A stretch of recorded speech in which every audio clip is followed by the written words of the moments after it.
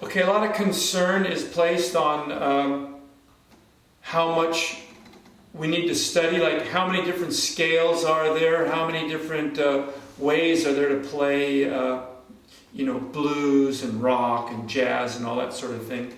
And Al Di Meola said something funny. He says, "I know 5 scales."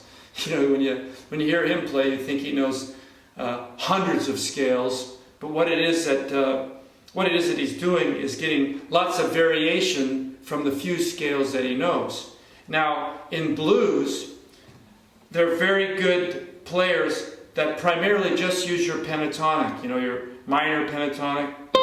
And we're in the key of A, by the way. Very common sound in the blues, right? And then they use the major pentatonic.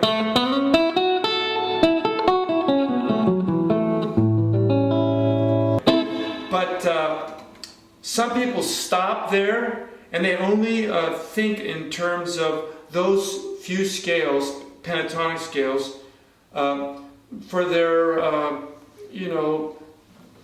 scales that they need to improvise with. That's all that they need, those pentatonic. But if you want to get more sophisticated and play with a jazzier, have more notes to be able to select from, people like Robin Ford, he influenced a lot of players by using more scales like, for example, what we call the mixolydian or flatted 7th scale. It's your major scale with a flatted 7. Instead of going, we flatten the 7. Now all of those notes in the what is called mixolydian or flatted 7 scale are all up and down the fretboard, right? So you can mix that sound with these pentatonic scales, and let me give you an example of that. So here we go. First I'll just start with a minor pentatonic,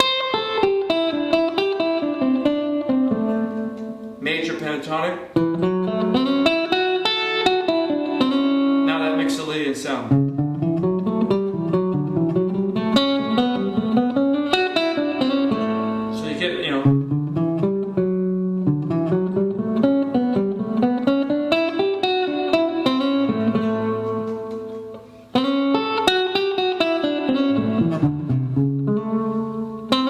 So you get a more melodic or sophisticated sound, so you're not just stuck with just turning pentatonic all the time.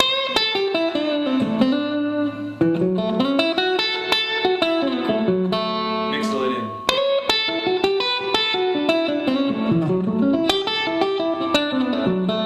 Anyway, there's an example of playing more notes to get a different sort of result. But you don't necessarily have to learn that, but that's the reason why you do it.